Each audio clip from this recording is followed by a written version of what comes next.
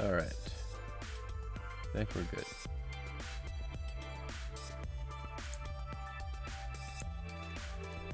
Alright.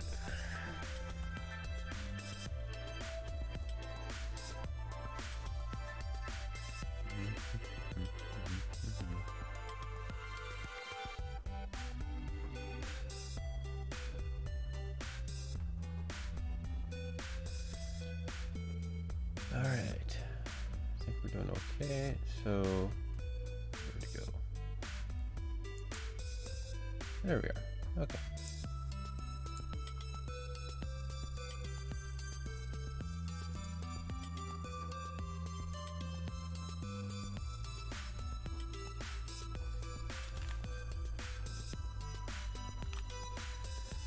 Hello, hello, hello. I'm trying to go with a bit of a new setup.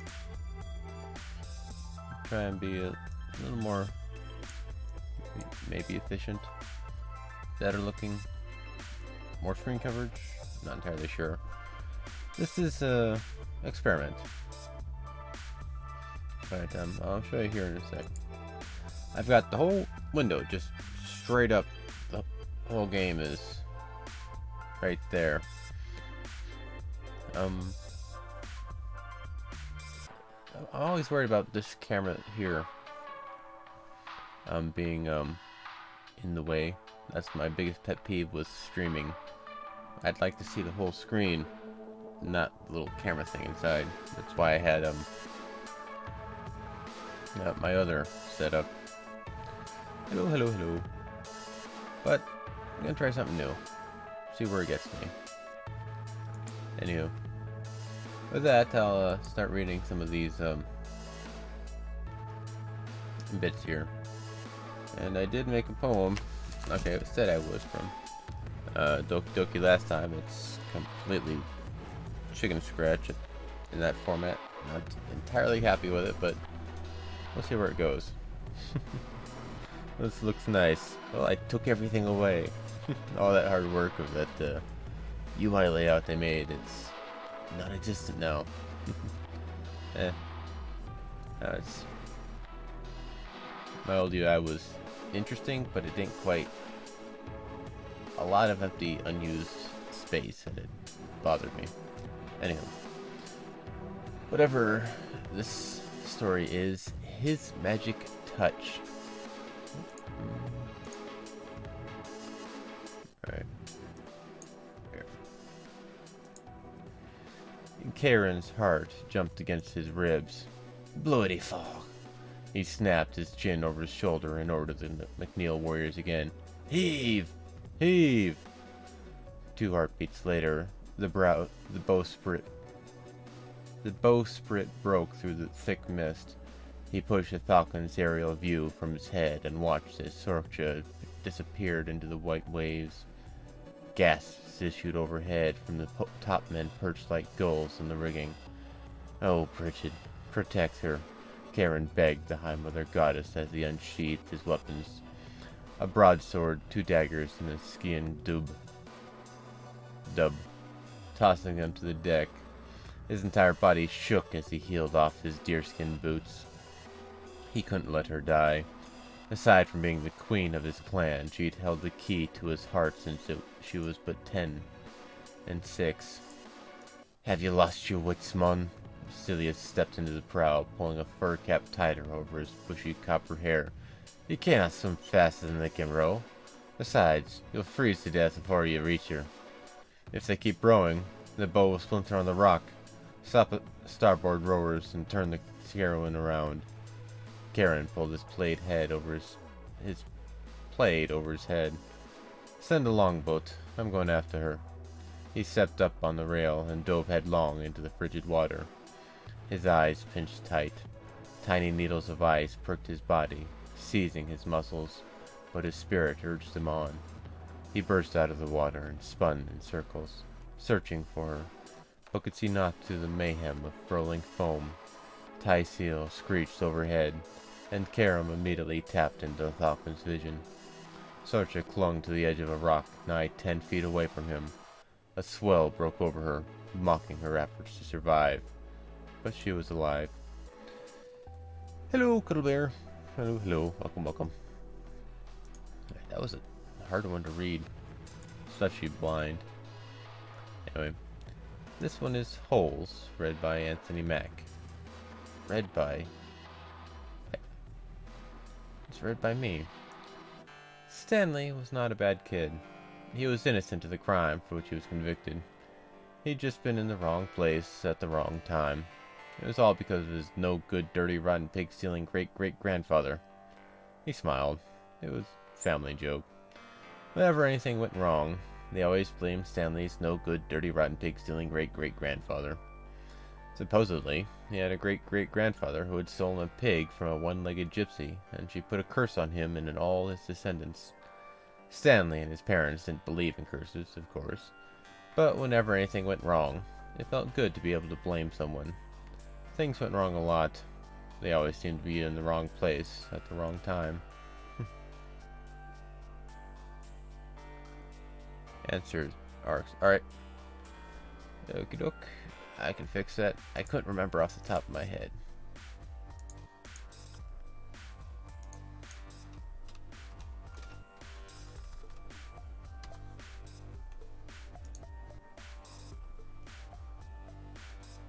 Alright, there we go. That should do it.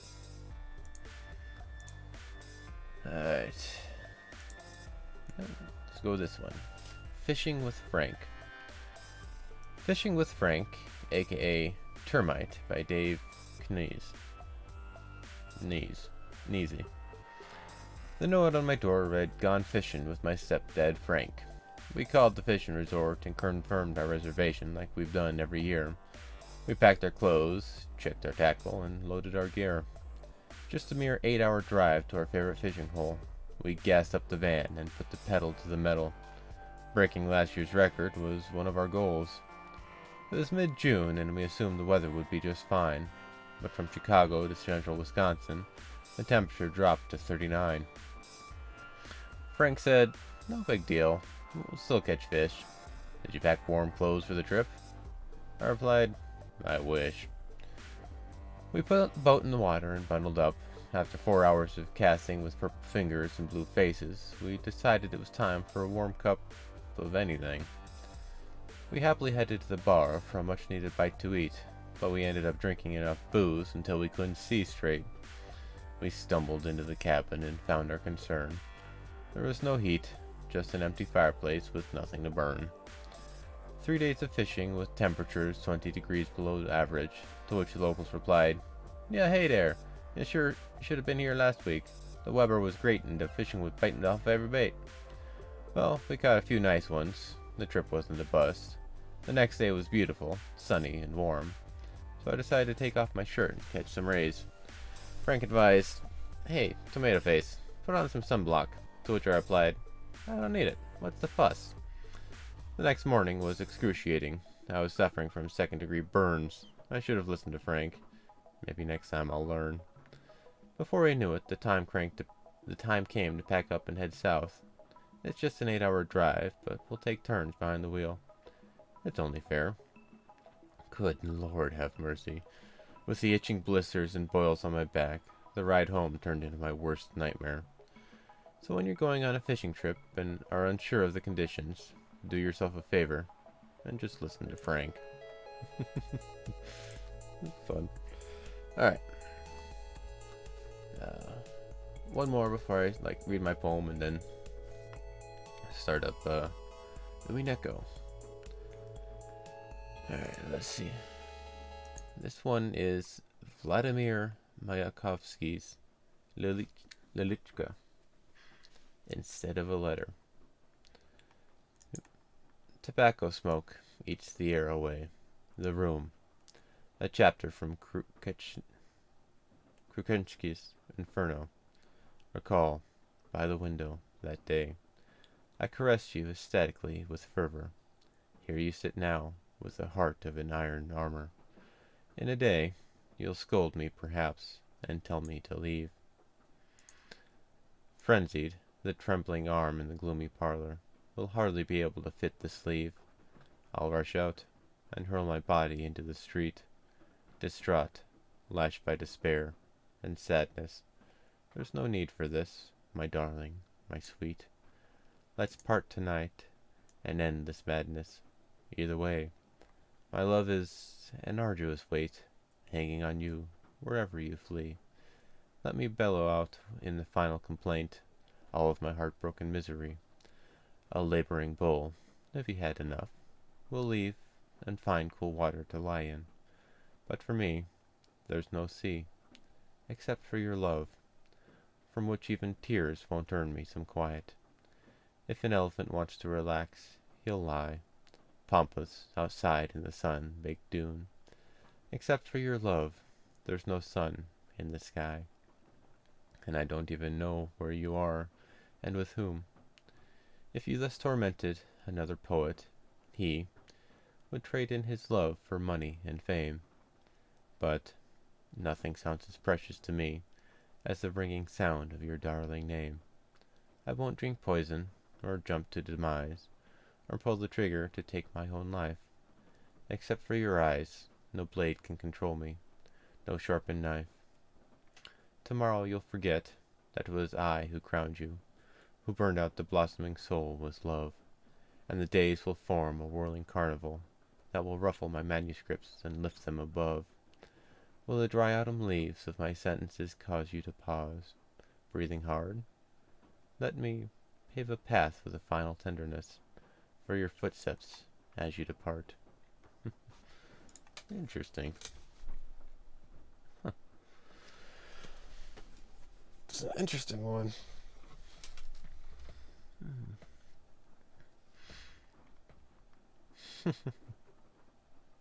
Alrighty then.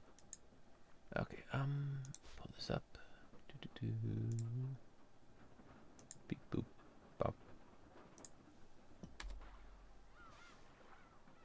Alright. That back up there, there. Alright. Alright, and that was a poem by Beatrice, by the way. She requested that on the Discord. Right, here's my poem that I wrote last night. If you can tell, I've got like scribbles and marks all over, so bear with me as I try and configure my notes here. Alright. Trying to keep fear and pain at bay.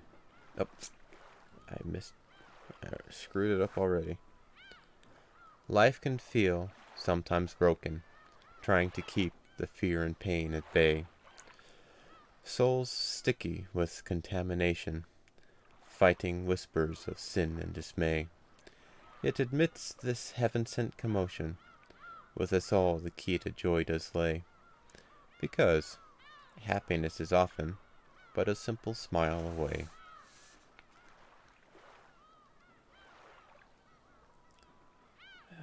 Give me 1 sec.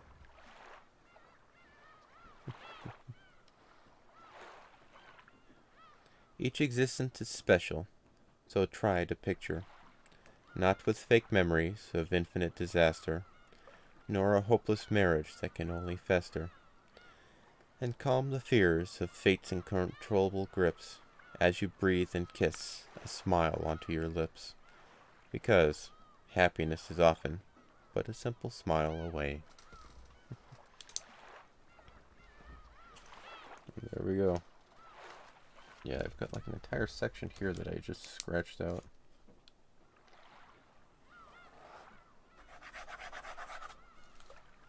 Alright. And I'll work it later on at some point, putting these up in the Discord or some such. Again, for you guys to do with whatever you wish. That was pretty fun, doing all the Doki Doki stuff. It's just, again, doing something new, doing something unexpected. I never, on my own volition, would have written poetry.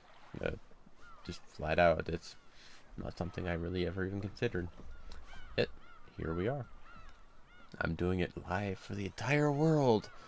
And all 5 of you people out there. No, not bad. Well, thank you.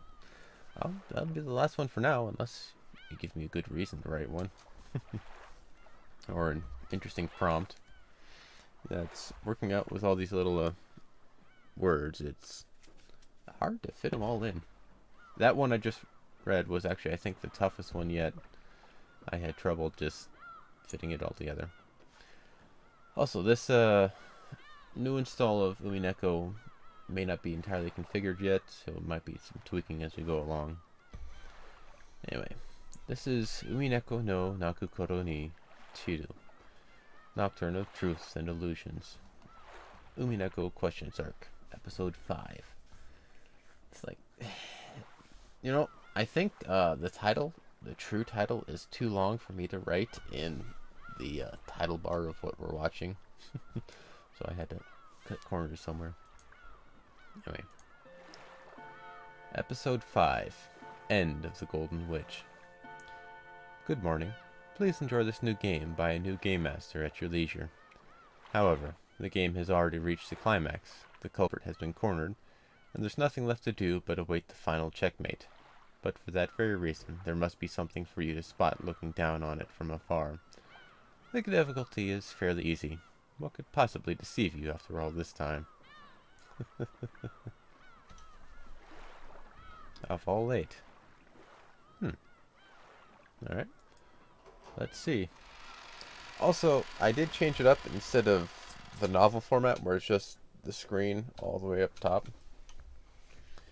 This story is very obviously fictional and fantastic in nature. Any resemblance to existing individuals, organizations, locations, or else is completely coincidental.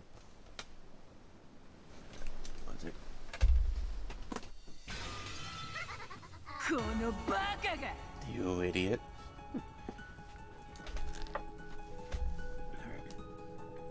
So, actually, let me pull this up here. Alright.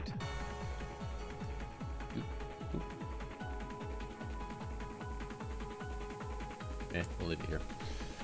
But as you can see, it's now a little text box instead of the big old screen. I can change it up, and like I said, it's an experiment. We'll see where it goes. But here we go. Actually, reconfigure this a little.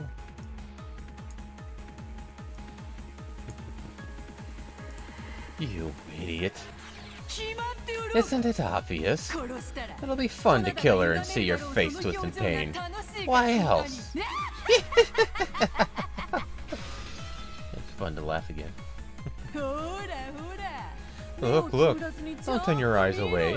Look at it. Look, look, look. It's magic. It's furniture.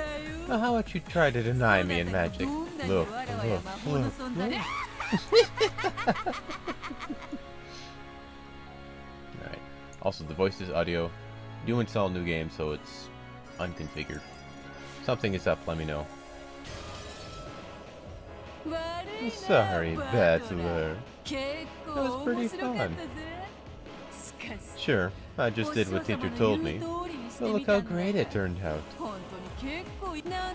Apparently, if you start out all hostile and needlessly brutal, then turn incompetent and soft at just the right moment, you can spark a huge bump on your affection meter, right?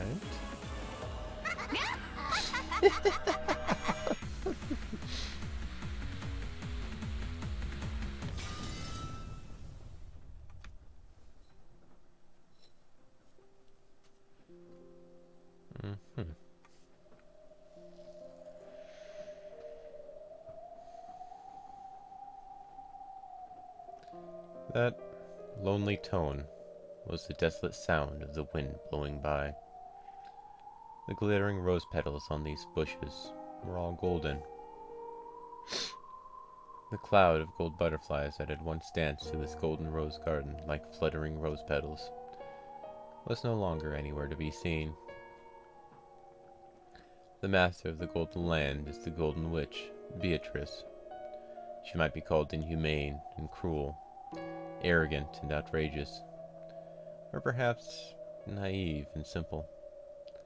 That laugh of hers, which lost its grace more and more the longer it continued, could no longer be heard. The Golden Witch Beatrice sat like a doll, resting in a deck chair adorned as beautifully as the golden rose garden itself. She wasn't relaxing there. Her eyes were empty. She didn't respond to any questions. Even so, she was not permitted to sleep. Beatrice sat like a doll.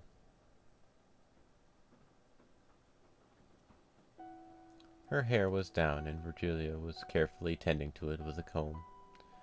The usual Beato would surely have spent this time complaining about this and that regarding her hairstyle.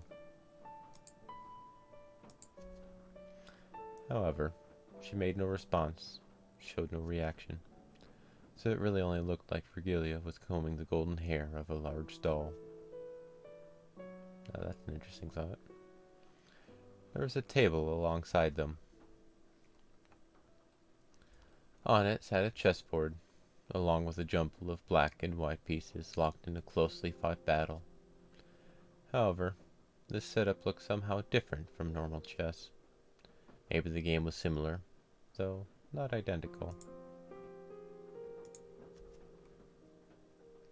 And on the other side, sitting back in his chair as he contemplated his next move, was a young man. No, perhaps it wasn't his next move he contemplated. Every once in a while, he would change the position of the pieces, reconsidering the situation after every change. Maybe he was reconstructing previous games, trying to discover the thought process behind the moves that had been made. I don't know. Dang him for missing out on this important event. In the past, Kinzo, the Ushirimiya family head, once said that learning chessboard arrangements was like taking a journey through the thoughts of the old masters.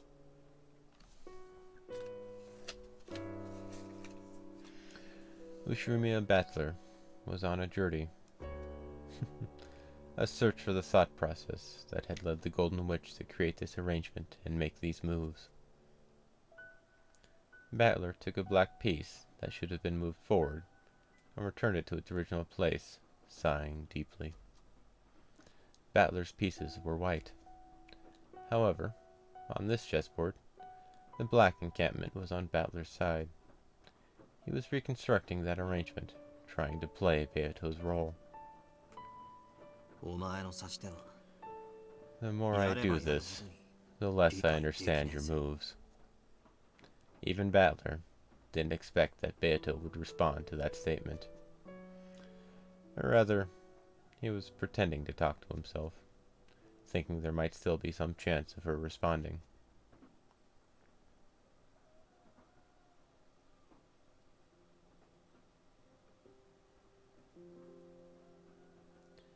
Beato's eyes reflected nothing. I think I got a price on there. You might need to accumulate some more tokens, but that whole thing is new to me. Beato's eyes reflected nothing, and her mouth told nothing. After begging him to kill her, the Golden Witch had become a corpse that had given up on life. She wasn't sleeping. She couldn't step down from this game, and was therefore forbidden to sleep. So, those words must have reached her ears. However, they probably hadn't reached her heart. The Golden Witch would not sneer at Battler's moves, nor would she praise them or belittle them. By now, Beatrice was nothing more than a living doll. Even so, she would glance at him every once in a while. It would be an empty glance, but a glance nonetheless. Sometimes, she would seem to make some sort of gesture, or even move her lips. However, her movements never managed to communicate anything to Battler. How did you decide on this move in this situation? I don't get it at all. I don't understand your moves. Beato? Beato? Butler-kun is talking to you.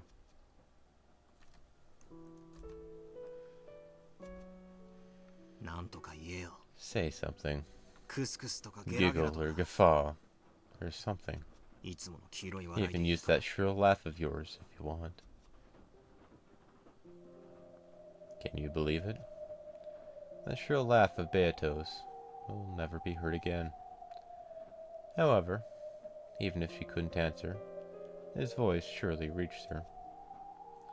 That was what Battler believed as he said these words. So he said it again. How did you decide on this move in this situation? I don't get it at all. I don't understand your moves. So, you don't understand what this child is thinking? Virgilia answered in her disciple's stead. Up to this point, she had done her best to avoid speaking for Beato. After all, there was a chance that Beato would respond in some way, and Virgilia didn't want to be the one to seal that chance. So, Battler was going to have to bear with his silence, until Beato herself answered. Virgilia could no longer bear to watch Battler like this. Besides, Battler also wanted to hear what Virgilia had to say.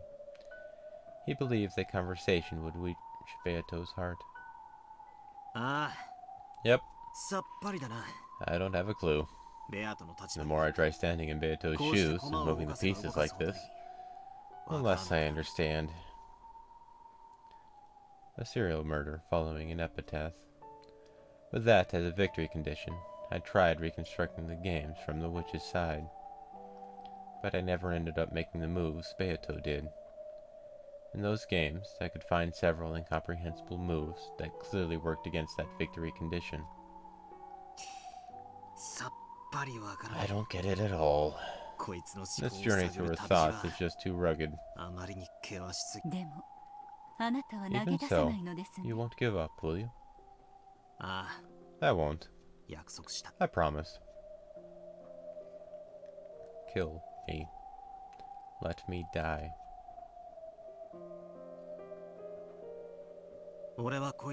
I promise to let her die peacefully, and I'm the only one who can do it. Beato's right ankle was bound with a heavy, cold steel shackle. It wasn't tied to anything, so it didn't restrict her movement. However, it symbolized restriction. It was a visualization of the bonds that prevented her from leaving the game until she either won or lost. And the shackle was probably hurting her. The mercilessly cold shackle tormented her over and over inside her waking dream.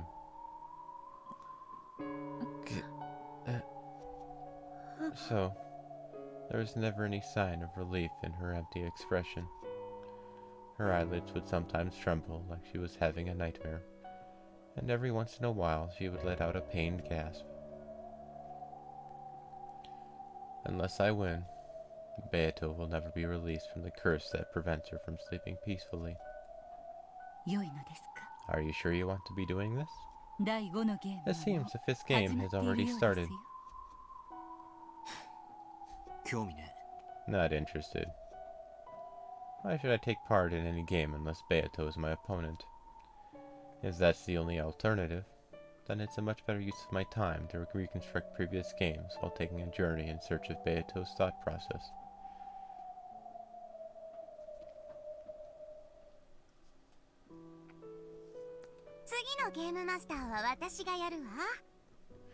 I'll be the next game master. Any objections?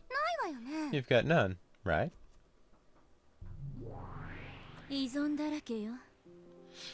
I've got nothing but objections. Beato conceded the fight and is unconscious. Isn't this a loss by default and game over for her? I'll admit a lot's happened to Beato, and she's basically been KO'd for now. But that doesn't mean she's lost the will to fight. That's why I'm acting as her assistant. Get it? Beato was lying down on a deck chair, almost as though she was sleeping. However, she wasn't sleeping, and she wasn't awake either. She was nothing more than a living doll that had given up on victory, who had asked Battler to perform her last rites, and who had surrendered everything. Of course, if everyone just sat around the next game, the 5th game would never be made ready. So, Lambda Delta had succeeded Beato as the next game master, and announced that she'd prepare the next game. Quit messing around. This is a game between me and Beato. I don't know who you two are, but I'm not going to let you carry on without us. No one asked for your opinion. What will you do, Burn? Accept my challenge, or not? Sure. Go ahead and inherit her role. The hell? Quit messing around. I don't know who you people are, but I'm not going to let you ignore Beato and me and just carry on by yourselves. Hey, take it easy. Okay, sure. A new player means you'll face new kinds of moves. I'm sure you'll see a lot of stuff that confuses you, but even that might lead to some big hints. Get it? Who cares? Quit saying whatever you want and deciding everything on your own. Beato's game has repeated 4 times, and you still don't understand anything, right? In that case, I expect that swapping out opponents might lead to some huge hints. That's none of your business. This is our game.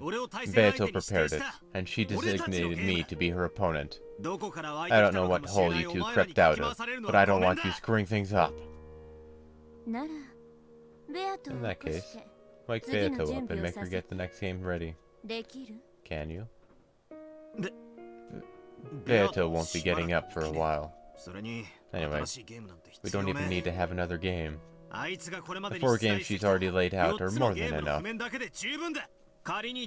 even if we do have some 5th game, there's no reason it shouldn't just be a puzzle Beato lays out and I take on.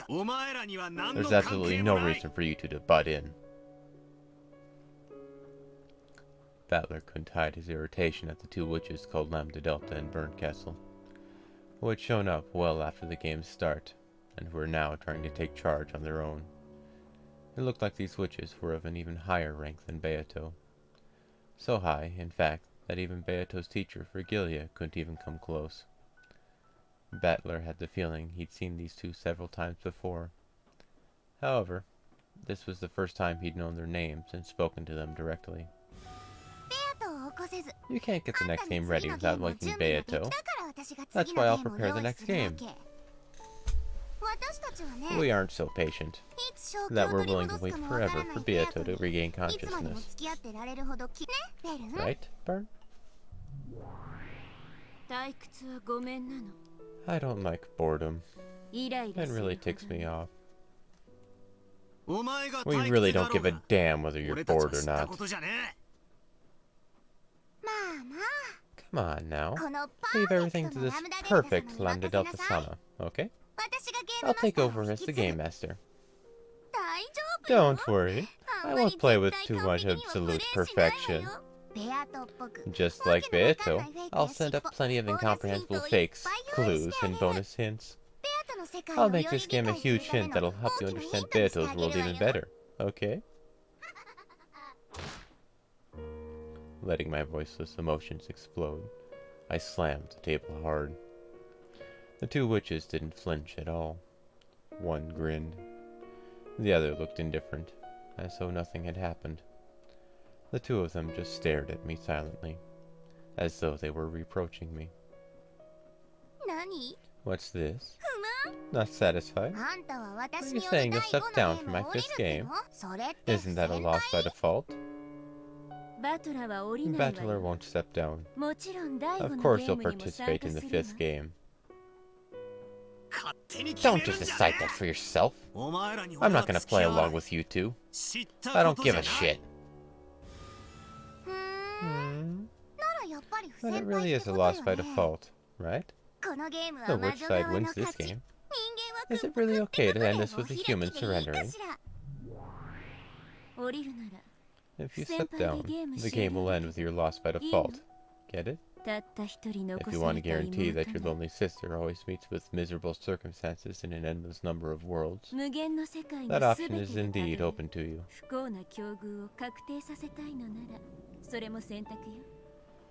When Burncastle mentioned Angie, Battler's expression changed instantly. You bastard. Don't you dare talk about Angie so lightly. Because you have an ally in me, Burncastle, the Witch of Miracles, there exists the possibility of a miracle in which Angie's family comes home to her. Well, if you do throw that chance away, and guarantee that Angie's endless future is all end in sorrow, that might be pretty interesting too. I vaguely understood what she was saying. Until I win in Beato's game, I'll remain trapped in this bizarre world. And if I abandon that victory, then most certainly my parents and I will never return to Angie. For Angie's sake, even though I know that the witches are toying with me, I must keep on fighting. Damn it. What's wrong? You look unsatisfied. Have you already forgotten how angry you were when your sister was turned into mincemeat? You know, that spectacle where she was torn to bits, ripped to pieces by countless red-hot flyers. You'd better watch more closely next time, okay?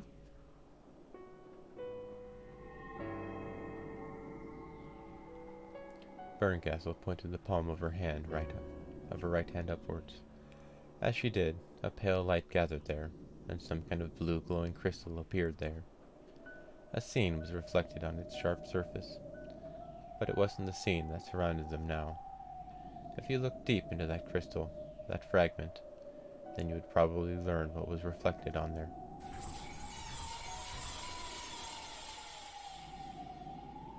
If you stared at it, then you'd surely see the end Angie finally reached, after waiting 12 years and giving up everything for the sake of her beloved brother. The scene of her death throes, as her entire body was torn to bits while she still lived. Damn you! Without thinking, he grabbed at her collar, but as soon as he touched that which made up her form, it disappeared like foam on the waves. Then, as naturally as though she'd been there from the beginning, Burncastle was leaning against a distant wall. If you step down from the game, this will become not just a fragment, but a definite reality. I won't be the one to create that future. You'll do it yourself. So decide, okay? Figure out what you want to do with your beloved little sister's future. Battler's fist shook with anger, but even if he swung them down, he wouldn't be able to hit Burncastle. This witch was like a phantom, or a cat who wouldn't even let someone pet her if she didn't wish for it. And she was telling the truth. For Angie's sake, I can't step down from this fight, even if these unpleasant witches hijack the game board. It's just like you, Burn. You're even heartless when you threaten people. That's how it is, Battler. You aren't allowed to step down from the game board. You and Beato are nothing more than pieces on the board that exist to distract us from our boredom. Even your incomprehensible anger and irritation make for a wonderful treat to satisfy us. Well, what you're doing now only makes for a cheap snack, though. Like those curry-flavored potato wafers that sell for 30 yen a pair.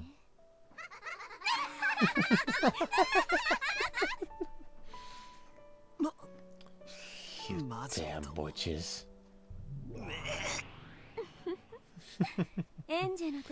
Fight for Angie's sake, okay? And for Beato's too, right?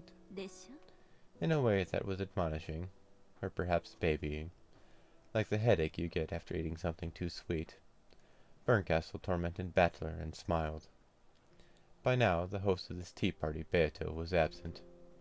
The guest witches were already making themselves at home. What will you do, Ushirimiya Battler? Will you surrender to fate?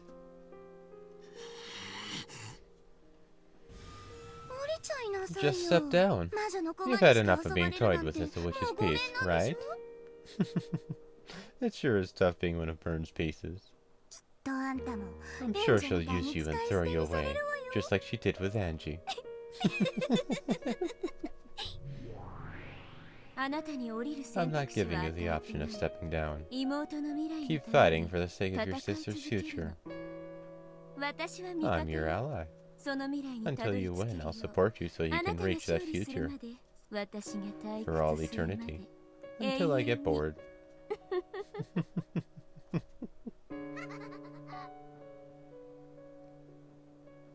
I can't let her provocation and cajolery rile me up. These witches know I get mad easy, and they're trying to take advantage of that. Battler withstood it all, and finally relaxed his clenched fists.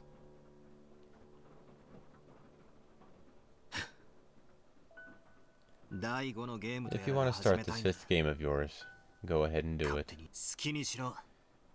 Do whatever you want. Yes, I will do whatever I want. Hey, where are you going? Even though Battler acknowledged his 5th game, he turned his back on them, much to Lambda Delta's surprise. If you're gonna be Beato's substitute, then I'm sure that Burn Castle Witch over there can stand in for me if she wants.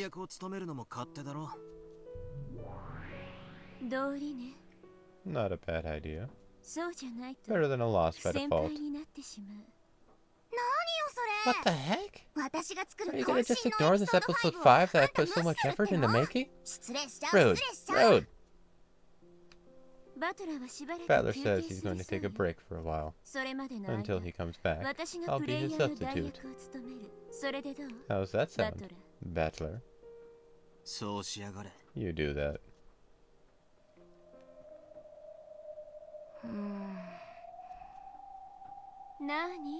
What's wrong, Lambda? So, you'll refuse to play if it's against me, instead of that fool Battler? Of course not. I'm glad I get to play with you, Burn. Come on, let's play, let's play. Let's play together in Lambda Delta Sama's super, hyper, and cute episode 5. This technically is a world Beato created. You aren't going to ruin the atmosphere of the story, are you? Don't worry about that. I'm really good at reading between the lines for that sort of stuff. I made sure to use the Beato-ish atmosphere to make a tale that's even more interesting. Battler, make sure you come back as soon as your break's over, okay? It'd be a shame to miss this. I've set up plenty of bonus hints that'll get you closer to Beato's secrets.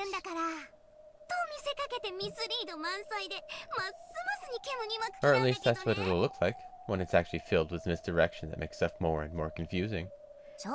Wait, hey, Battler, why aren't you listening when a witch is talking?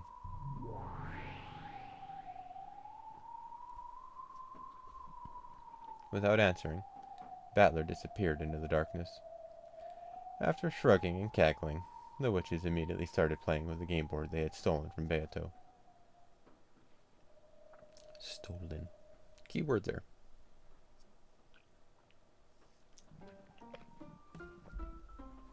Can those witches really understand Beato's game?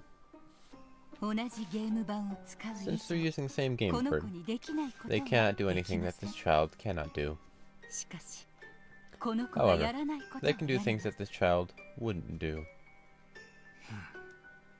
What do you mean, things she wouldn't do? The materials of chess exist so that you can play chess. You cannot use them to play cards. However, when it comes to throwing chess pieces at your opponent and scribbling on the board, such things are not impossible to do. However, that would be blasphemy against the game of chess. So people choose not to do that.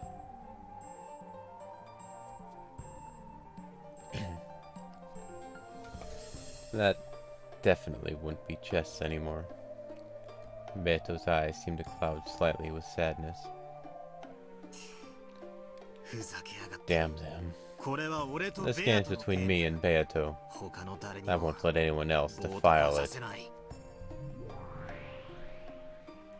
At that time, the gold butterflies gathered and Ranave appeared, holding a tea set with black tea. Would you like some more tea? If you wouldn't mind. Certainly. So, how goes this journey of yours in search of Milady's thoughts? I don't have a clue, but I'm enjoying it. However, are you sure about this? Is it truly alright for you to relax here? You mean that game those witches just started all by themselves? Indeed.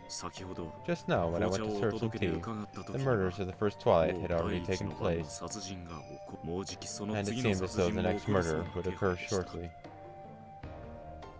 When Beato and I were playing, the game would be paused whenever someone left their seats. However, those witches wouldn't pause that game just because I wasn't around. Does he have jam? I don't know. He might if you ask. Ranave, did you see their game? Just a part of it. How was it? Ranave lifted the pot high with an elegant gesture as he poured the black tea. After finishing that, he finally spoke. He gave us his impressions of it. It did not have love. What do you mean, love? My apologies. That is how a woman might put it. As a man, one might call it dishonorable. I understood what those words meant. When I met Virgilia's eyes, she shook her head slightly and stared at the floor. I believe it resembles my lady's game greatly, on the surface. However, its foundation is quite different. Does it go against the rules of Beato's game? No, it does not. Lambda Delta-sama actually does understand the rules of my lady's game very well. However,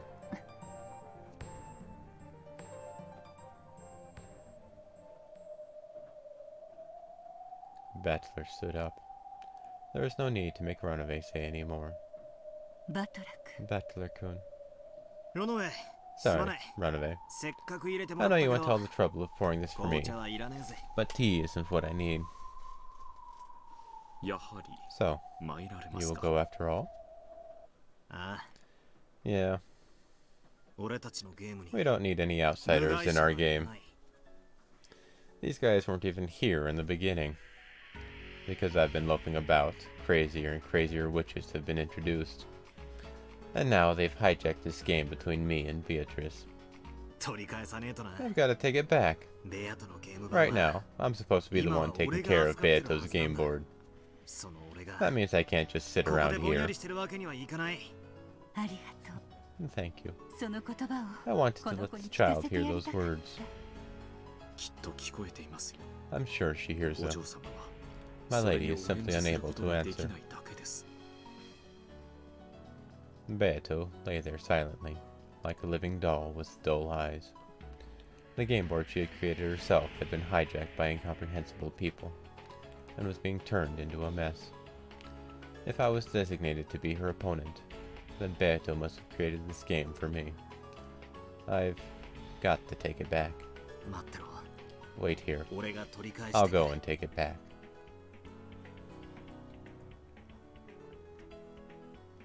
Of course, Beato didn't respond in any way. That's right. If she can't respond, then I have to protect it in her place. I'll be right back. Virgilia, Ranave. I'm counting on you two to look after this golden sleeping beauty. Yes, leave it to us. See you later, Baxter-kun.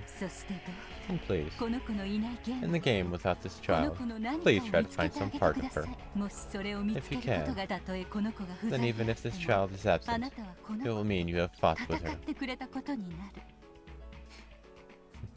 You're right. Yeah. It's all useless. What am I doing? Let's go. And let's take it back. Sorry to keep you waiting, witches. My break is over.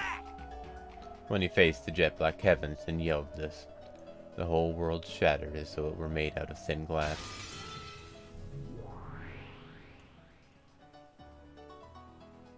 Then, as though it had been that way since the beginning, it transformed into that smoking room where Battler had fought Beato so many times, and which the two witches had now hijacked. What do you think you're doing? You're only coming back now? It's way too late. Not only has the game reached the second day, it's already at the finale. Get it? You never showed up, so I just advanced things on my own. Yeah, like you even waited for me in the first place. Burn was way more skillful and thrilling than you were, right? Shut up. I'm the player. You substitute witches can just take a step back now. Well, I don't really mind if you join in starting now, but there's probably no need for you anymore. Seriously. After all, we're already at the climax. After this, Burn will probably corner me and win. What the hell? Nothing wrong with that, is there? Why don't we let him watch the final endgame? Of course. Come on over, Ojurmiya Battler. It's almost completely over. But here's the cute and elegant game I made. Episode 5. End of the Golden Witch. End of the Golden Witch.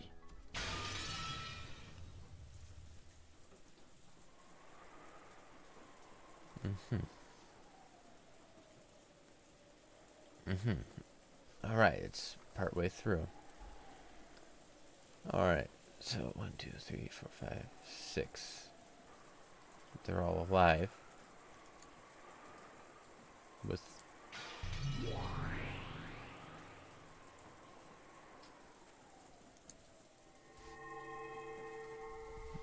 they're at the climax with only 6 deaths. Let's start with Kinto. Burn with energy. Strongly influenced by the West. Starts back with mysterious grimoires. Nothing new on them, I guess.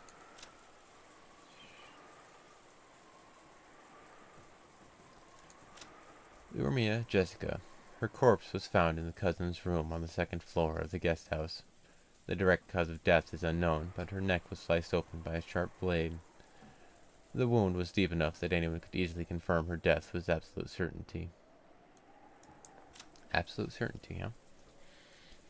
Hideyoshi. His corpse was found in a guest room on the 1st floor of the mansion. A demon stake had pierced through his back. The tip of it reached as far as his lungs. Because he was lying face down on the bed, it is unthinkable that this was a suicide.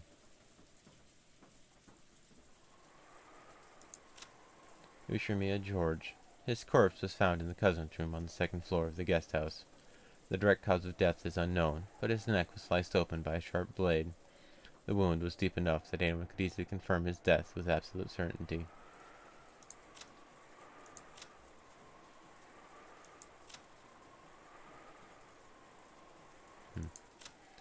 Servant Genji. His corpse was found in the servant waiting room on the 1st floor of the mansion. The direct cause of death is unknown, but his neck was sliced open by a sharp blade. The wound was deep enough that anyone could easily confirm his death with absolute certainty. Ushimiya Rosa. Her corpse was found in the cousin's room on the 2nd floor of the guest house.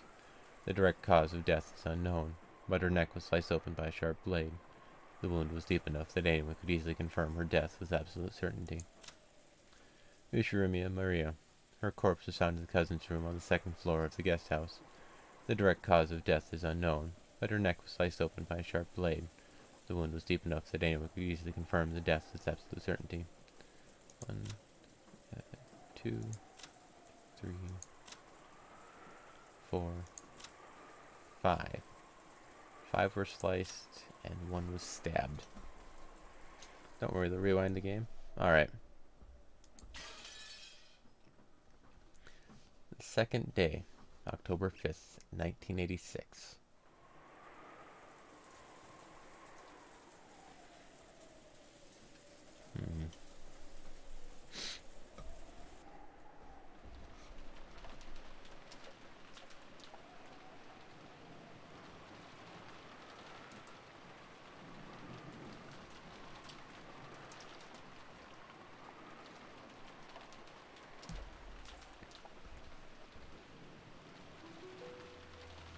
Right now, no humans exist on this island except for those in this parlor. And with one exception, it has been shown that none of them have committed murder.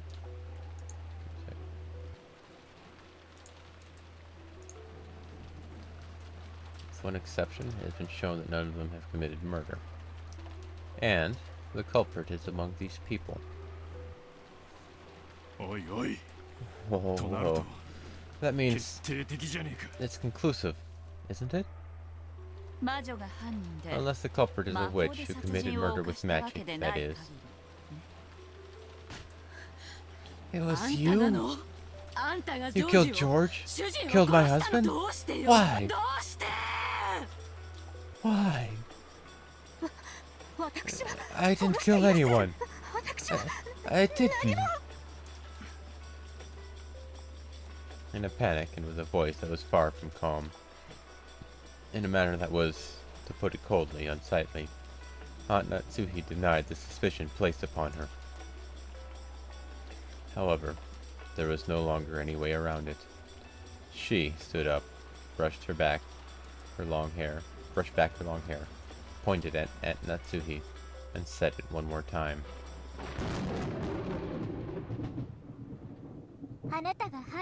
You're the culprit, Ushiromiya Natsuhi-san.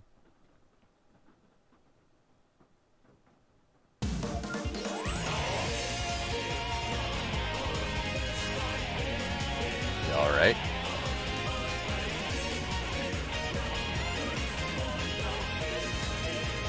Yeah, I think that's Battler in the picture.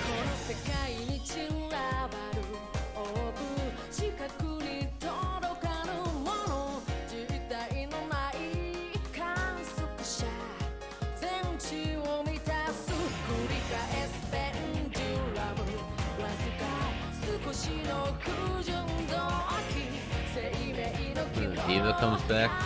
Oh boy.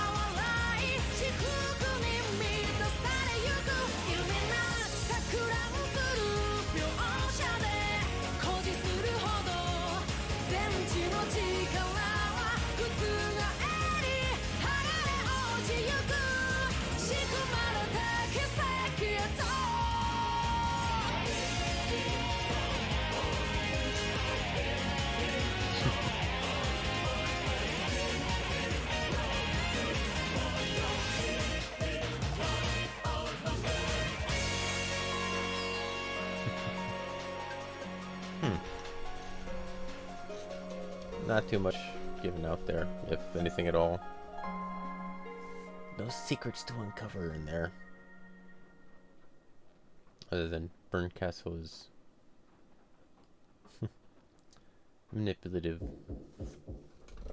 and narcissistic, maybe? It's Natsuhi! Please open up!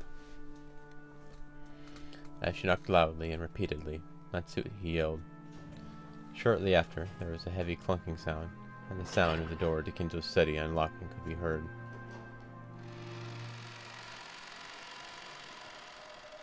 As the door opened, a heavily sweet, venomous odor flowed out.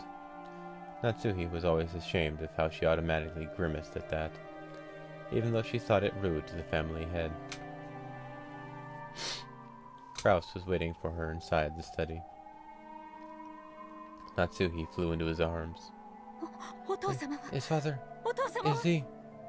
Calm yourself. Dr. Nanjo is examining him now. With an uncertain gait, Natsuhi walked towards the center of the study, supported by Kraus.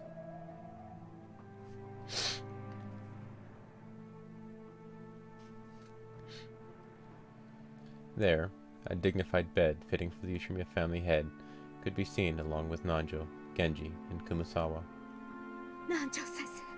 Dr. Nanjo, his father. After sighing deeply, Nanjo left the side of the bed. On the bed, Kinzo could be seen lying down, asleep. He died peacefully.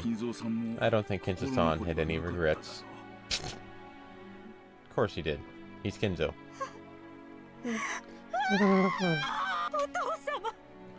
Father! Father! Sobbing, Natsuhi slumped over the chest of that man, who had fallen into a sleep from which he would never awaken. Madame, please, stay strong. Father, Father, this is just too sudden.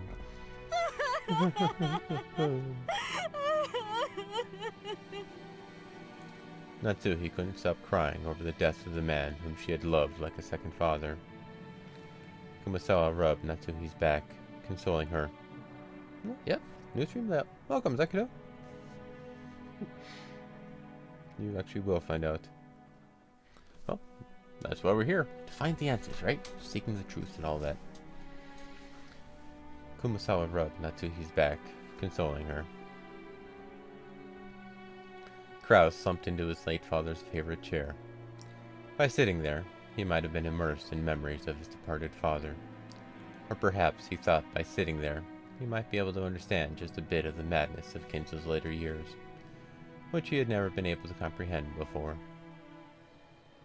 Ananto, just as he had when Kinzo once sat in that chair, contemplating a chess move, turned his back and looked down over the outside world through a crack in the curtains. If only he'd been sick in bed for a year or so first. I do wish he could have died after a grace period during which the proper arrangements could have been made.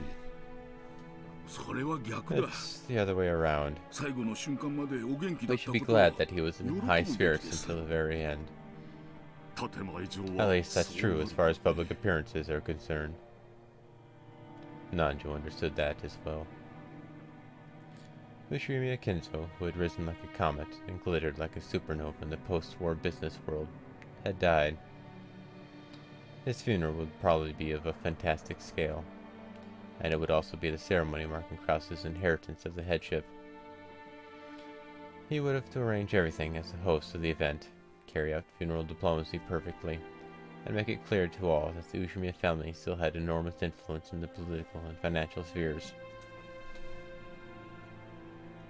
As Nanjo watched Kraus, he was vividly reminded of the time when Kinzo had been suddenly selected as the Ushimiya family head, when Kinzo had been lost and confused. In this way, he was able to understand Kraus's distress and sympathize with him. Natsuhi's sobs eventually subsided. Watching this and leaving Kumasawa to care for Natsuhi as a fellow woman, Genji returned to where Kraus was, and, as though asking what should be done, Genji lowered his head slightly. Genji-san and I will deal with the formalities. Kraus-san, perhaps you should contact the relatives first.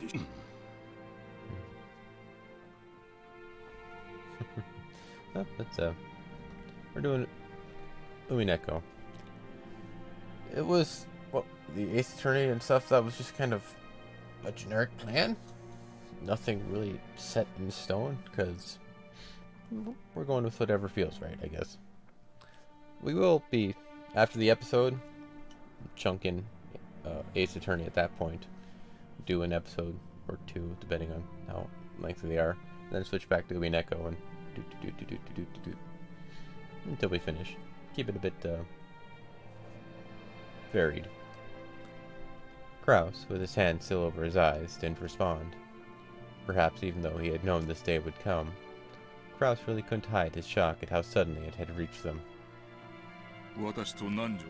Leave this to Dr. Nanjo and me. Kraus-sama, I suggest that you first speak with Madame. Maybe she heard that, or maybe it was a coincidence. As though responding to Genji's words, Natsuhi came over.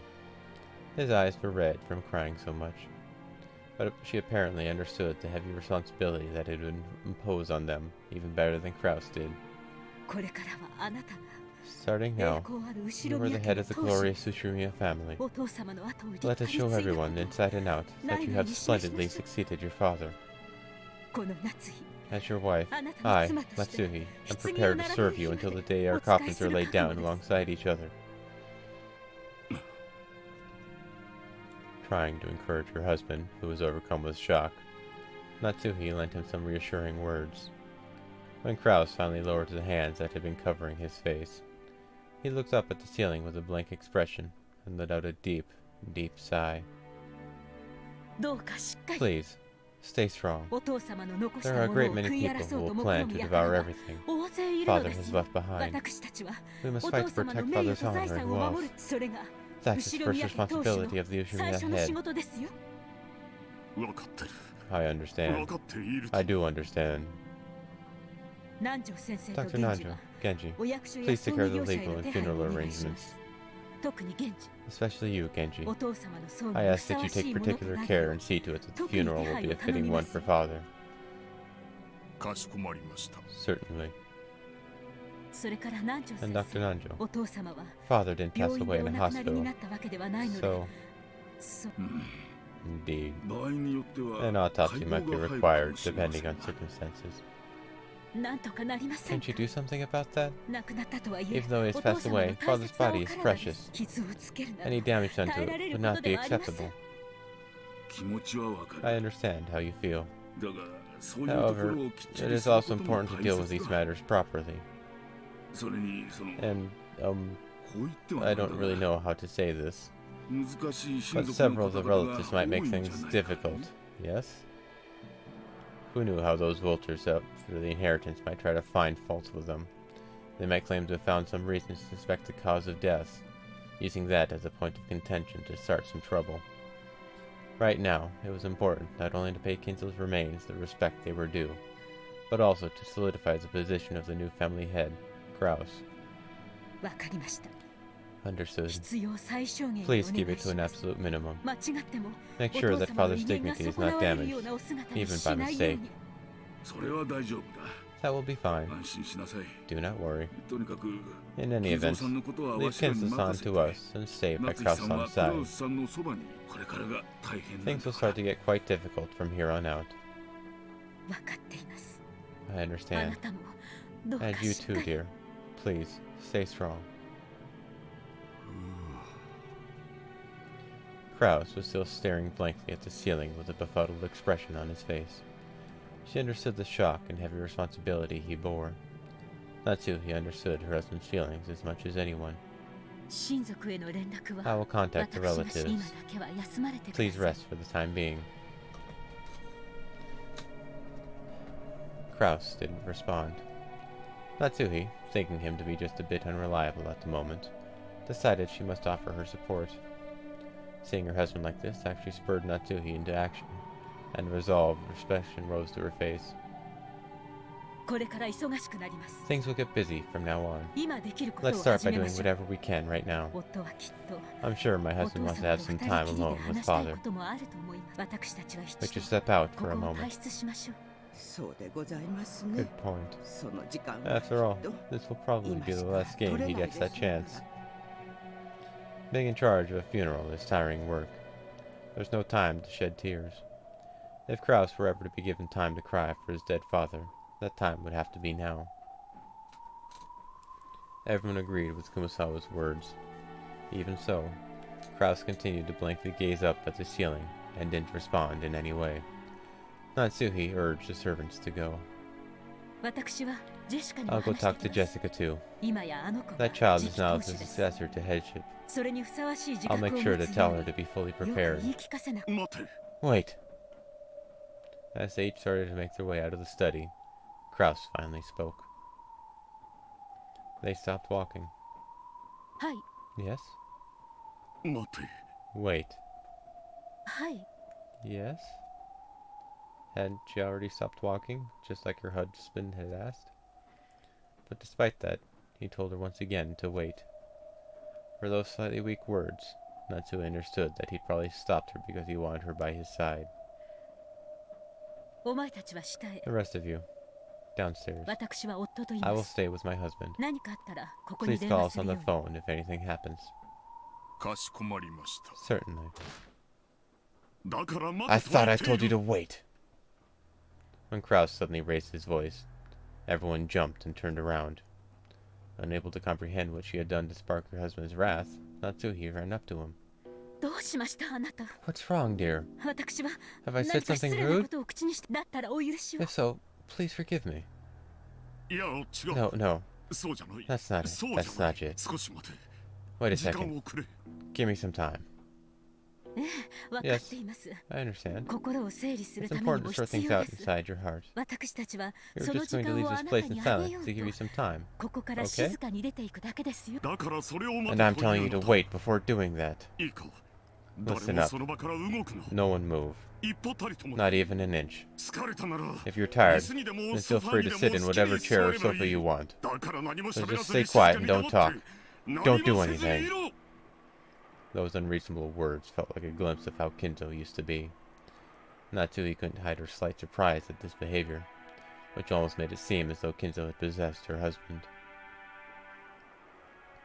Natsuhi told the servants to wait for the time being.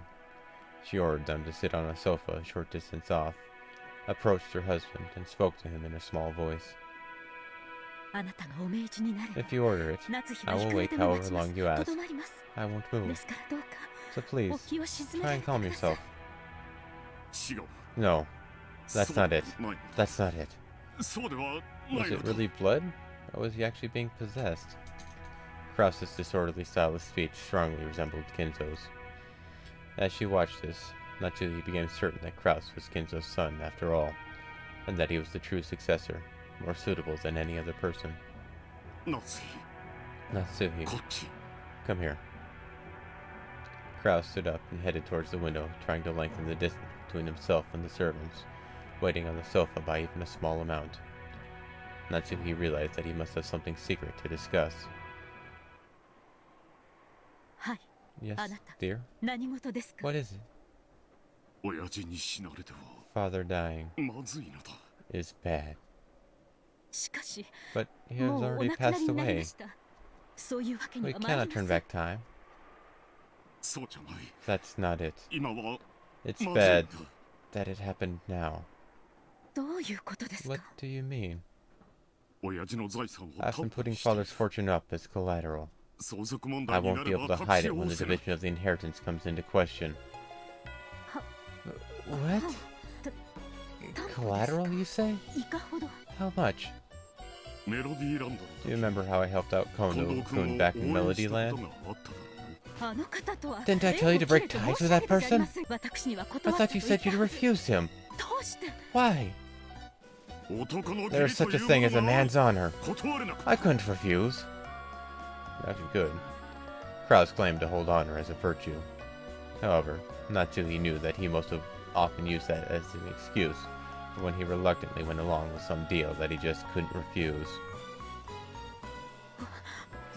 That wouldn't be a problem if we had plenty of money on hand.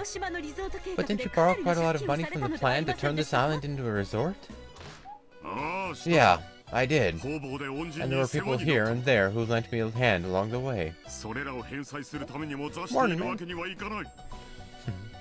If I'm going to repay them, I can't just sit around on my hands. You need money to repay people.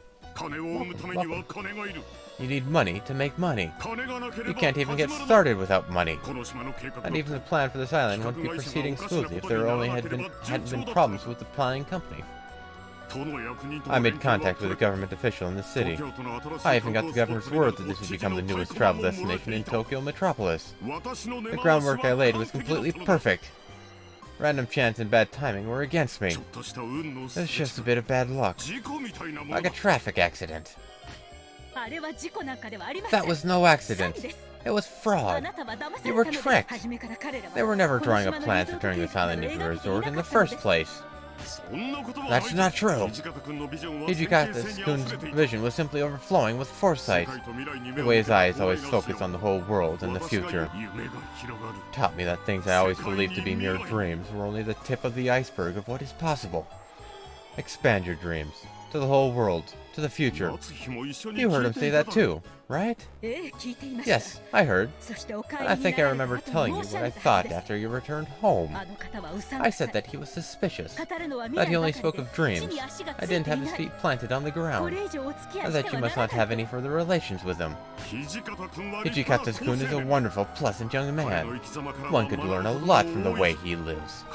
I can respect him despite his youth. I won't have you insulting him. That's what you said about the whole moon tourism thing.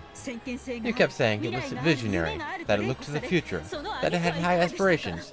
And what was the end result? Eventually, you yourself admitted that it was utter nonsense, right?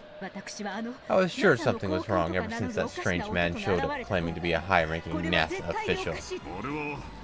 That foreigner was nothing more than an international swindler. Both Mr. Sonozaki and I were victims in that case. Right now, his vision isn't mistaken. In the future, there will surely come a time when the richest people in the world develop a liking for space travel. And the very first enterprise in that area will probably be monopolized by a single private company. That viewpoint is not mistaken. Is it weird that that's actually starting to happen? There were simply a group of international swindlers who were trying to take advantage of that fact and deceive investors across the world. And I'm trying to tell you that this Sonozaki man was one of them too. Just how gullible are you? Why do you always just accept these suspicious offers without any doubts? Take that back. Mr. Sonozaki is a man with a brilliant future ahead of him. There's nothing suspicious about him. Because the dreams he speaks of anticipate the future. They sound crazy to people who can't see into the future. A woman like you can't see into the future. Yes, a woman like me can't see into the future. But I can see the present. Right in front of me, I can see a pitiful husband who's been taken by the sly, double-crossing swindlers and still trusts them implicitly, even after he's been tricked. Shut your mouth. You don't understand anything about money or business or economics. Don't try to butt in on your husband's job. A wife should be satisfied with doing housework. Keep your mouth shut.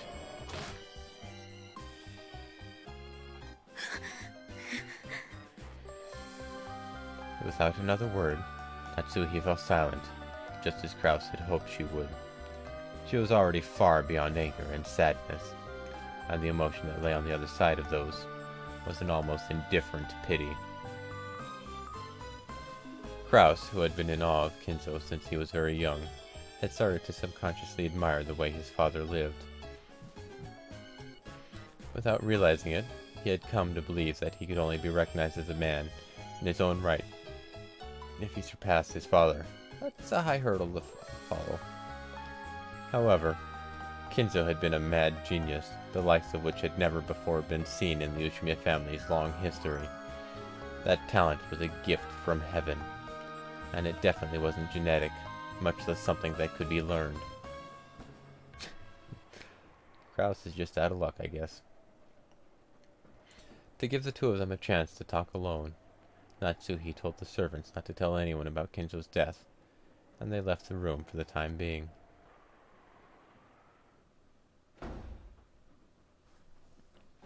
Then, she invited Kraus to her bedroom, and made him tell her everything about their current financial situation. These were things that Natsuhi hadn't been told about, under the assumption that a woman had no business knowing. Moon tourism. Natsuhi had herself made a point of avoiding this area in the past, thinking that it wasn't a wife's place to intrude on such matters. The moon belongs to the moon rabbit, and they sell nice rice patties up there too, I hear. along with a nice slice of cheese. Natsuhi had herself made a point of avoiding this area in the past, thinking that it wasn't a wife's place to intrude on such matters. However, this might also have meant that she had abandoned her duty as a wife to protect her family. The depths of this sin had been made quite clear to Natsuhi. Kraus was probably tired of trying to defend himself. Perhaps because he had gotten a headache, he hid his face and sank into silence. Natsuhi noticed that the water in the electric kettle was boiling, and stood up to refill her cup with black tea. When she touched the cup of black tea, she noticed for the first time. The sound of the cup and saucer clinking together told her that her fingers were shaking. Kraus had built up a large debt to obtain funds for his various projects, and to cover the losses when they failed. Of course, he had put the mansion and property up as collateral. However, doing such a thing above board would result in the mortgage being registered. In other words, there would be a record that Kraus had put Kinzo's wealth up as collateral to obtain a loan without anyone's permission. Kinzo, Eva, and the others must not learn of such a thing. Kinzo's dead. Therefore, Kraus had been putting those assets up as collateral using the worst possible method. Alright. Nice for you being here for a while. Thanks for being here. Have a good one. I signed over the deeds and power of eternity. And what does that mean? What Kraus was saying probably meant that he had, in essence, signed away the rights to his assets. If these assets had been used as collateral for the loan, then Kraus would still have some leeway under the law. He would have to deal with a bank, which would have absolutely no compassion, but they would be able to work something out within the rules set by society. However, signing away the deed and power of attorney was a whole different story.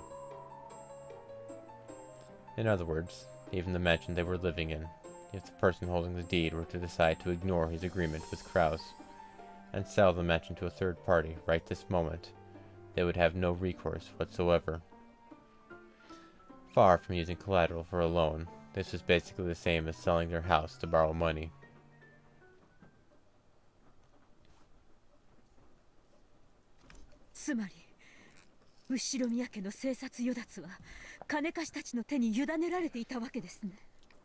In other words, the moneylenders have the power to make or break the Ushimiya family as they please. If they were to suddenly sell our house on some slight whim, we'd have to pack our bags and leave right now, wouldn't we?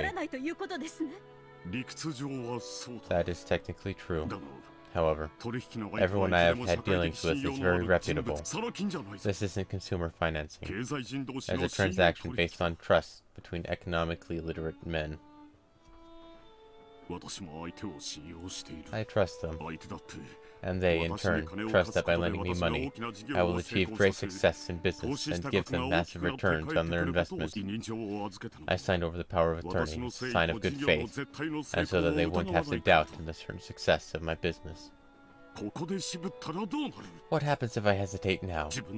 Wouldn't that mean even I have no confidence in my own business? If you were such a successful businessman, we wouldn't be in debt now, would we? Natsuhi only barely stopped herself from saying that. Father is dead. What happens next? Will your debt be exposed to the light of day? And will your siblings hold you responsible? That won't be all. It will probably lead to criminal charges. Criminal charges? Why is that? It's better if you don't know. Anyway, this must not be learned of by anyone. Kraus looked at the floor shamefully, shaking his head over and over. If it would come to criminal charges, then he must have broken some laws. He's probably been so intent on raising a large sum of money that nothing had mattered to him but survival. Kraus seriously believed that he would succeed with several businesses, and that he would definitely gain huge profits. So, he had figured out even if he stepped over a few legal lines, he would be able to pay everything back before too long, and pretend that the whole thing had never happened. This may have been the factor that lessened his resistance toward breaking a couple laws. And now, Kinzo's death, the worst possible thing, had occurred, and they wouldn't be able to keep it all hidden for long. What will happen to us? There's no need to worry. You may not believe it, but conditions are most certainly on the rise now. The value of the city real estate I invested in will rise rapidly. Right now, I'm working on a project to integrate those and construct a massive business tower. This will be the most reliable of all my investments so far. It will prove to be the most successful. However, it will take a little more time for that to bear fruit. That's absolutely certain, but that doesn't mean it will happen now. Will the success of that venture be enough to pay back our debts? Of course it will. I'll be able to wipe out all the debt I've accumulated so far.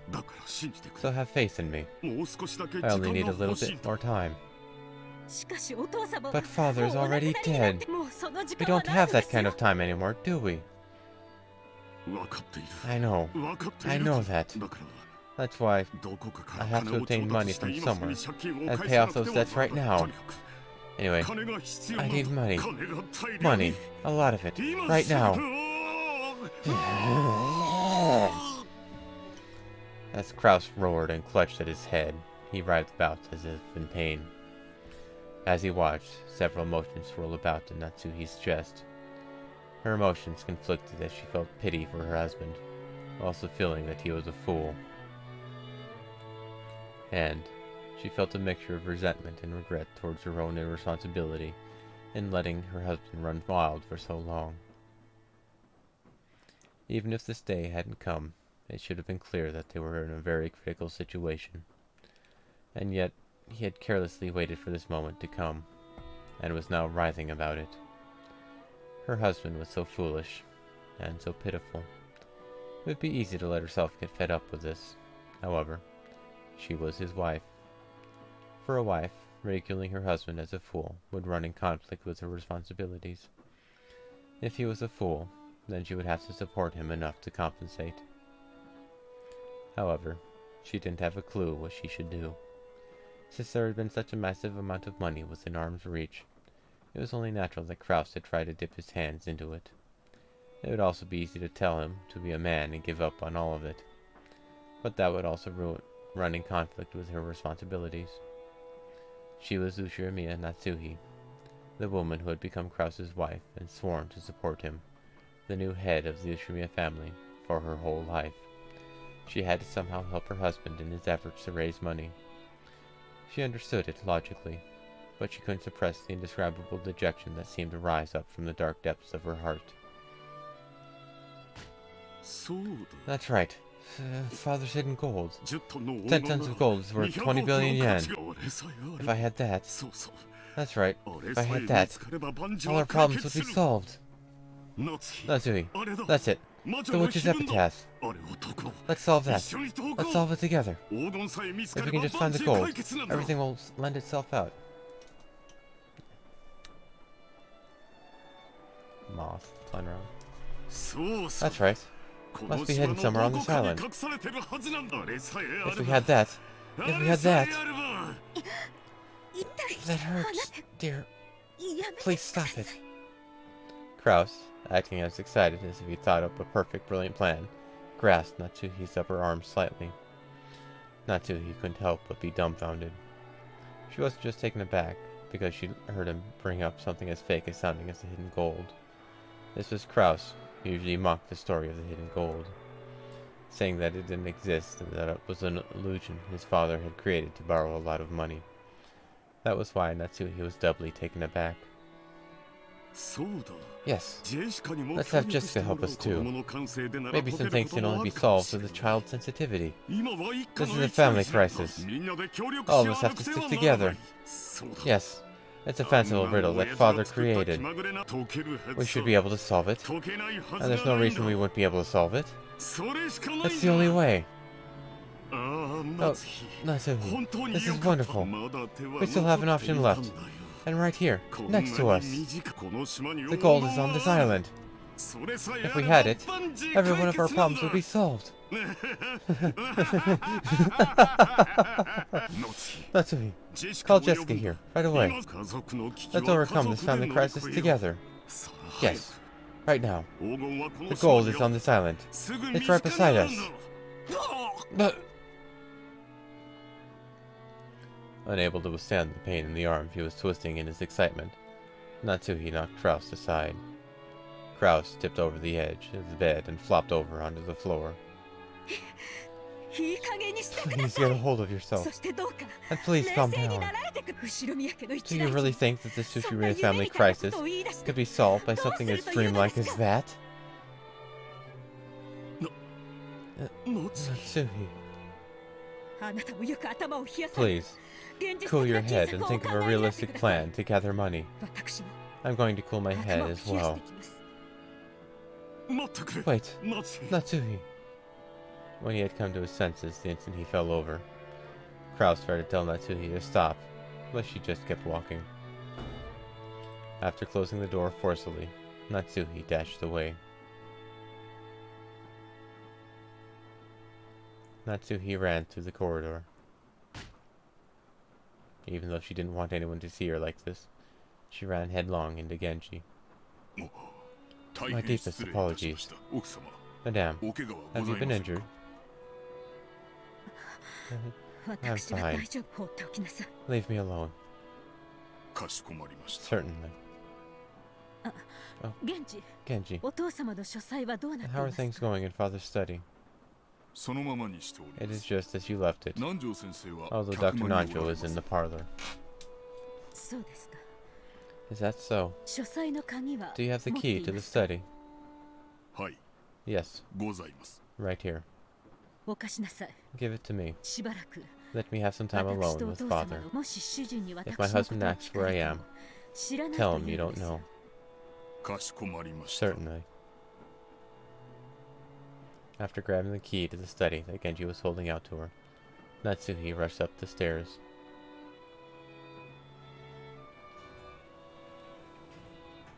She then flew into the study, finally let out a wail, and cried.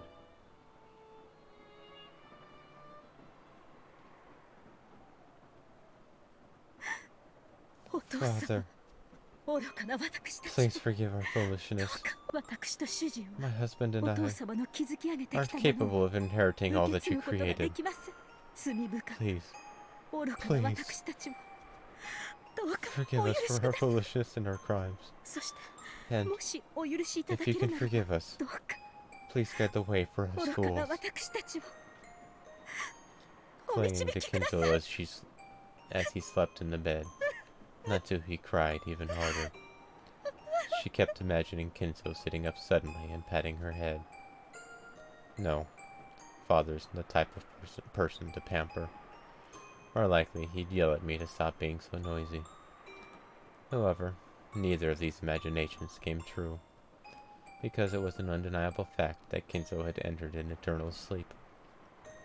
But even so, Natsuhi begged the sleeping Kinzo to forgive and help them. It was still only a few hours after his passing. Perhaps his soul was still there, listening to her. Believing this, Natsuhi begged for Kinzo's forgiveness and help, even more earnestly. Too noisy. Haven't I always said they hold silence as a virtue?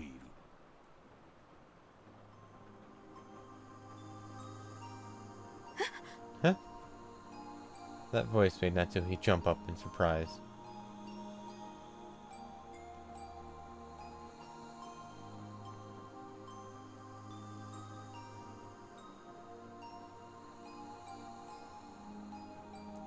When she faced in the direction that the voice had come from, she saw Kinzo sitting at the study desk, folding up his reading glasses.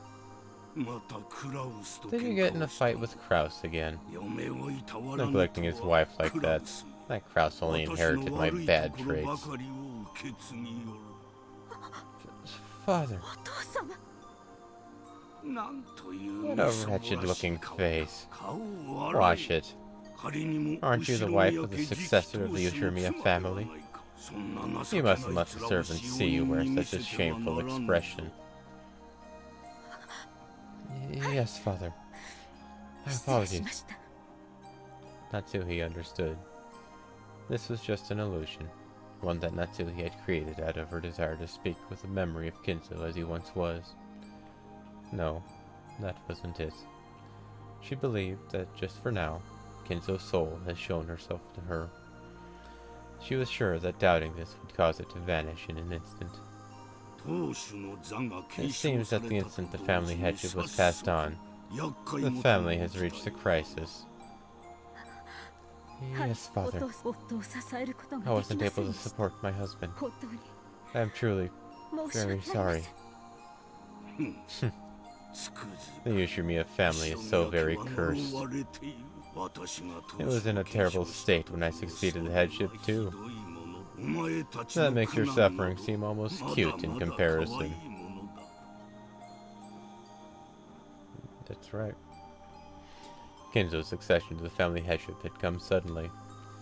At the time, he had been nothing more than a single young man from a branch family, far separated from the Ushirmiya main family. The main family might have had honor and tradition, but Kinzo had nothing to do with that. Then, the principal members of the main family were wiped out in the Great Kanto earthquake, along with their businesses. On top of that, there had been a complicated antagonism between the members of the family at the time, and the elders had tried to impose their will on the others in that sinking ship. Because of this, they weren't even able to elect a leader to revive the Ushirmiya family. They then found a common ground and selected Kinzo, a youth with absolutely no ties to any of the opposing elders, to be the head. So the elders hadn't really entrusted Kinzo with the rebuilding of the Ushirmiya family. Kinzo had been nothing more than their puppet, with his arms and legs pulled in opposite directions. Yes, I know a lot about your days of suffering, father. And then, the war started.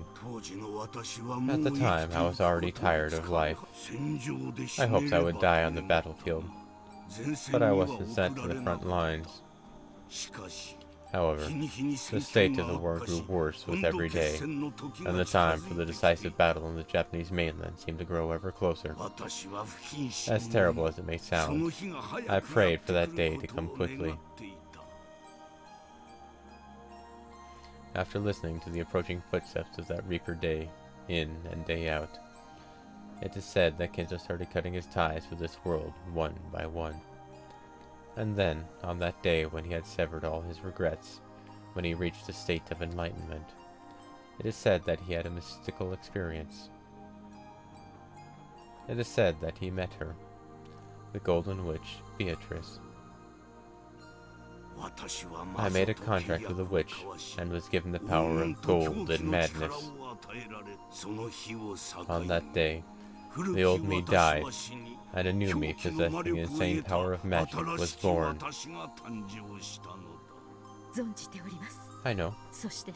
And after the war, you used your ingenious cunning to revive the Ushirmiya family.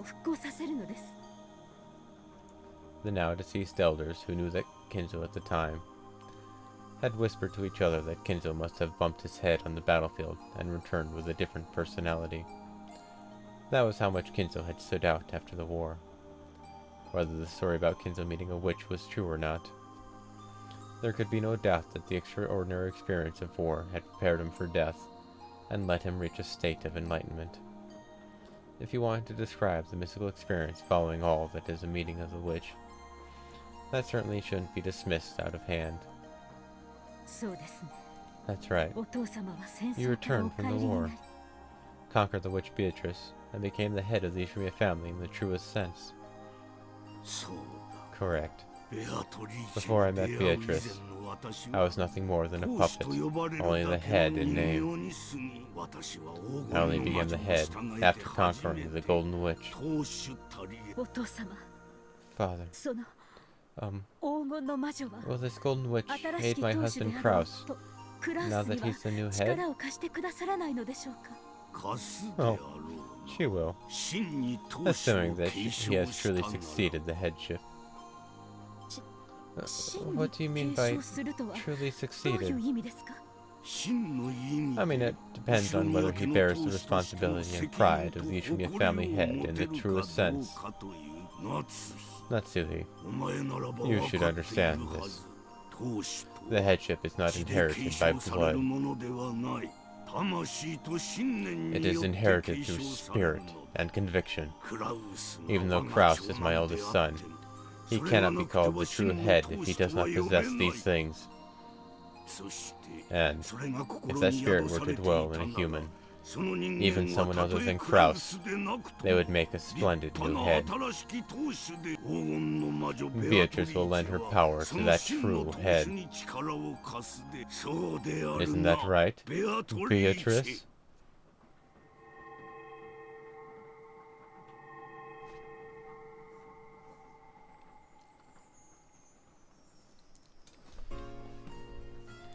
When Kinzo called the witch's name, gold butterflies seethed out of every corner of the room. This fantastical scene had an otherworldly beauty to it. It was like standing in the midst of a blizzard of golden flower petals being blown about a rose garden of gold. As Natsuhi stared at the scene in shock, the gold butterflies gathered and formed a human shape.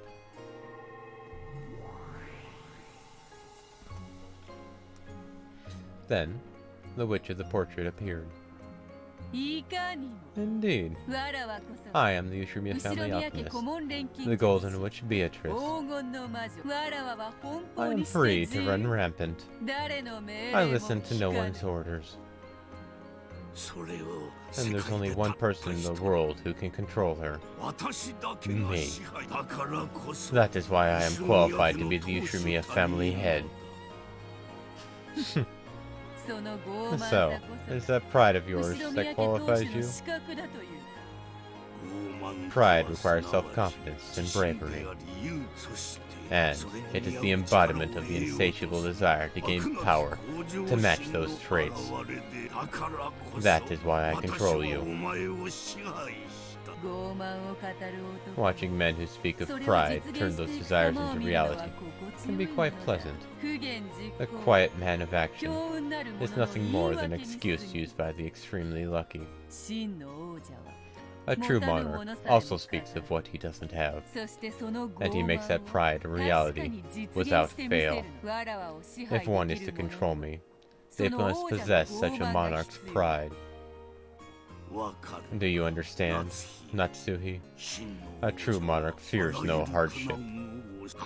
They declare that they will overcome anything without fail, even if they haven't yet figured out how. This gives hope to the weak. They gather, revere the monarch, and swear to assist him.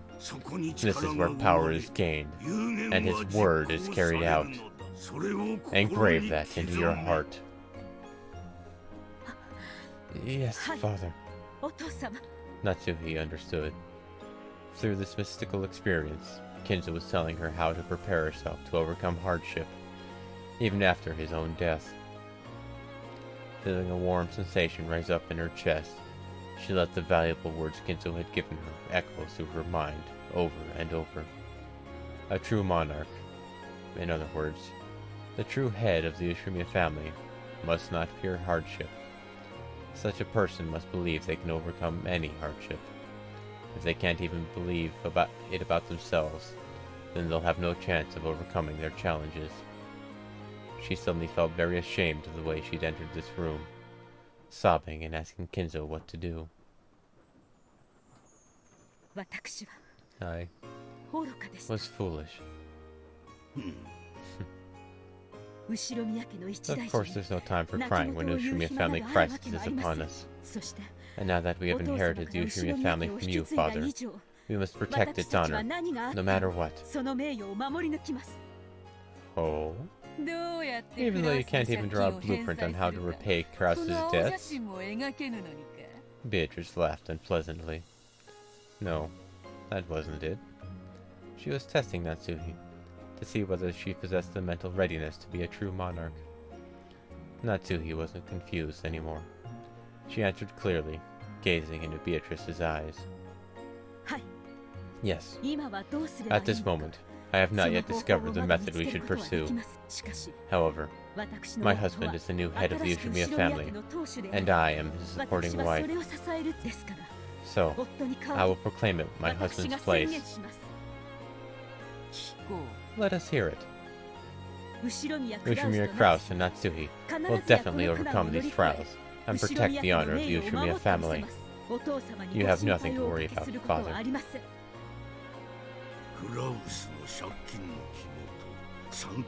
Do you know the scope of Kraus's death, as well as the horrible state things are in? Yes. If the worst happens, and we are ordered to leave this mansion tomorrow, we won't be able to refuse. During the distribution of the inheritance, the relatives might even file a criminal complaint. However, there is no need to worry. We will repay all of the debts before then, and restore our honor. As she stood at attention with a resolute attitude, Natsuhi proclaimed this clearly with Ushimiya Kinzo and Beatrice as witnesses. For a while, they remained silent, as though weighing Natsuhi's resolve. Then, Kinzo chuckled and turned away. How vexing. Why couldn't this person have been my son? The very fact that a woman with such a disposition married your son is another sign of your great luck. Beatrice, this is my final order.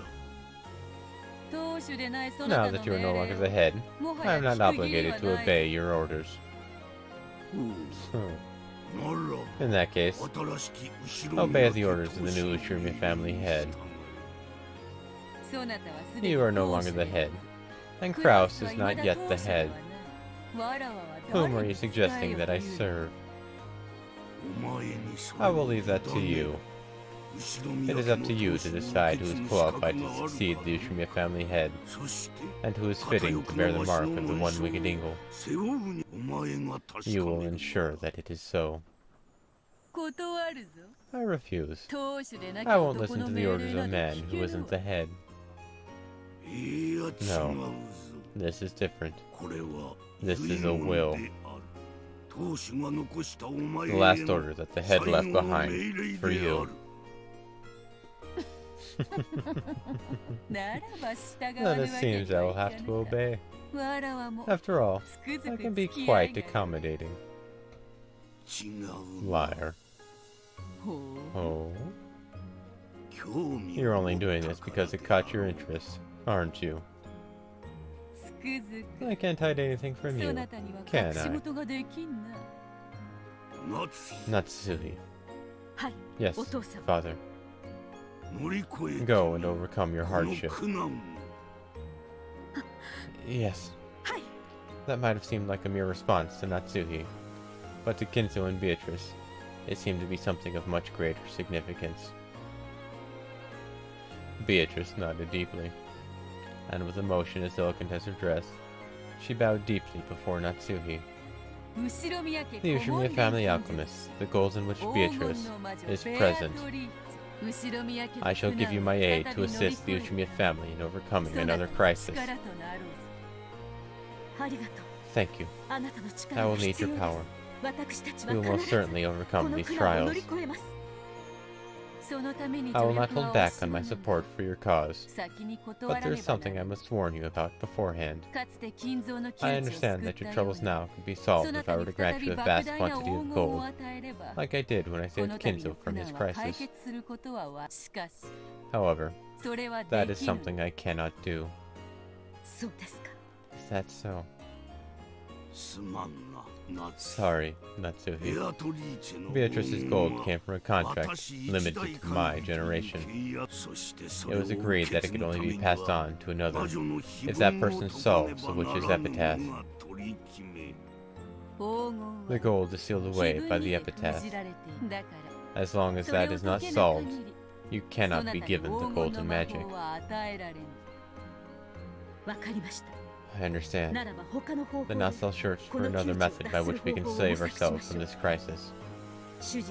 My husband said his plan would take time, but he also said that it would surely be sufficient to repay our debts. If we can buy enough time for that to happen, we will be able to overcome this trial.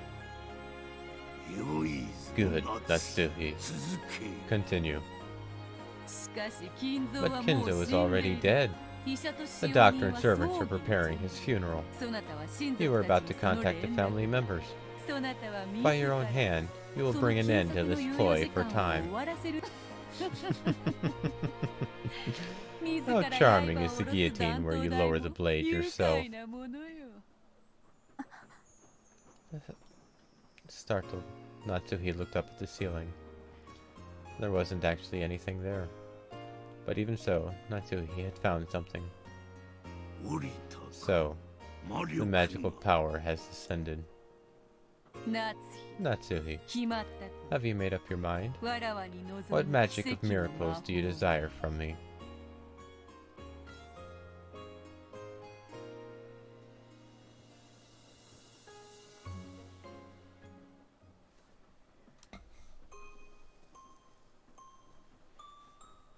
And I think that'll be a good time to stop for today.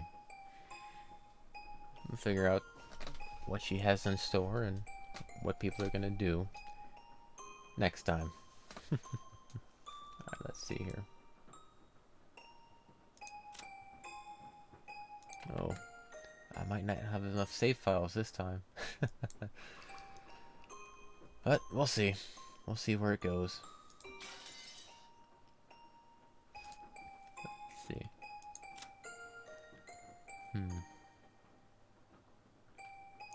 This will be an interesting one. I don't know, it feels different than the ones we've played before. I don't know why, but it's off. Anyway, thank you again for watching the Corey show with Looking for Craft and all that stuff.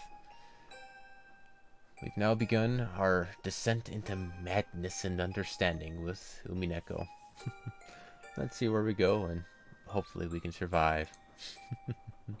And figure it all out, and eventually kill Beatrice, just like she asked.